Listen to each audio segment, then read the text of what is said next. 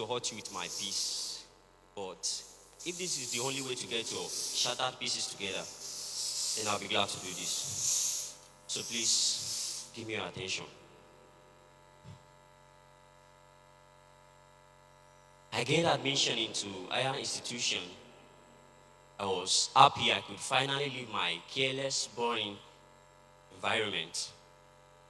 See, the life before resumption day was a different one because I was happy all day long. Not until my little sister knocked at my door, made it known to me my attention was needed in the living room. The innocent me was not aware of what was coming, at least before emerging to the living room. There, I saw the entire family members. I could see seriousness written all over their faces as they all looked at me from a distance. I took my seat and was expecting the worst conversation of my life, at least before leaving for school. I listened inattentively as they all took turns counseling the innocent me with my eyes fixed to the floor. The same things you were told.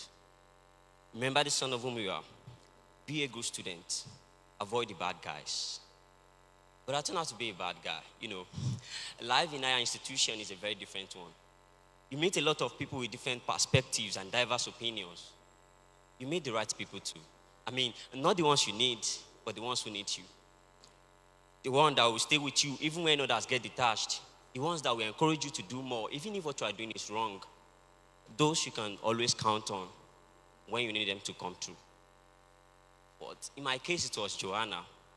I met Joanna in my first year. She was meant to get me high because of my low self-esteem, to cheer me up whenever I'm sad, to keep my company anytime I feel lonely and void of companion, to cheer me up whenever I'm sad.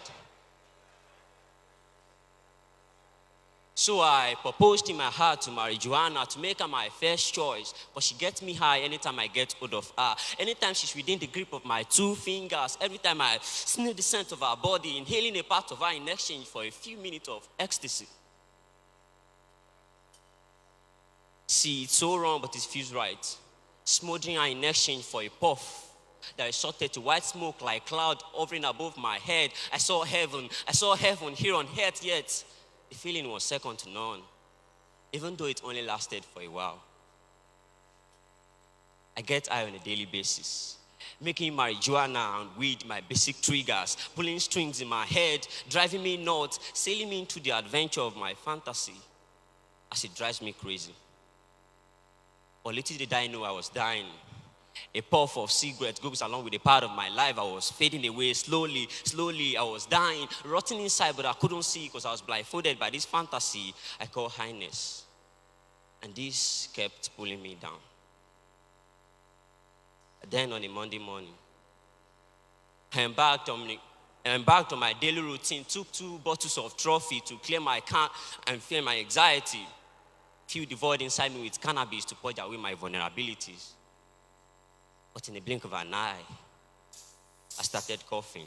It was choking, an endless cough. After a long-lasting puff, I started coughing blood.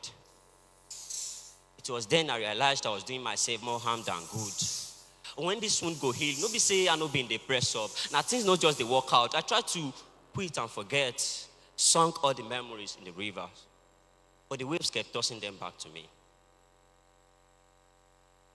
So that day, I knew I just have to make a decision. I just have to make my stance clear. Because I saw it. I saw it written in a gospel tract that was given to me weeks ago. It was boldly written in it. Not by might, not by power, but by the Spirit of the Lord. So I gave up. I gave up on me, trying to deliver me from me, because there's always been a 360 degree, moving around a fixed point. So that day I made this decision. I found my way back to his presence. I asked for forgiveness and confessed my sin, even though my sins and atrocities are far more than what I could pay for. But then he said, "He's on me. I got you." He stepped in for me. He took my place and delivered me from the old me. Old things have passed away. Behold, have become new. I left that day as a different person. As a free, born free, and addiction free. No longer a victim, but an overcomer. No longer a drug addict, but a Christ addict. I now have a new identity in Christ. So now in Christ, I know they carry lighter around. The light in me, the born face. But now they transform my mind. So when you see me speak in tongues, I know the born face. You get why?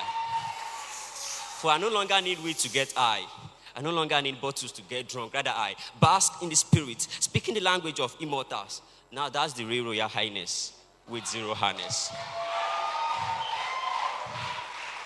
I get drunk to stupor, even without a wine. See, I get drunk to stupor, even without a wine. This highness no get limits, and there's nothing like age limit. It's available to all. If only you choose to meditate and stop self-medicate. If only you choose to medicate and stop getting drenched in sin, because sin soaks you with fear and guilt, then sweeps you away along with the tide. So accept this life of Christ and let the transforming light of God gain expressions through you. Shalom.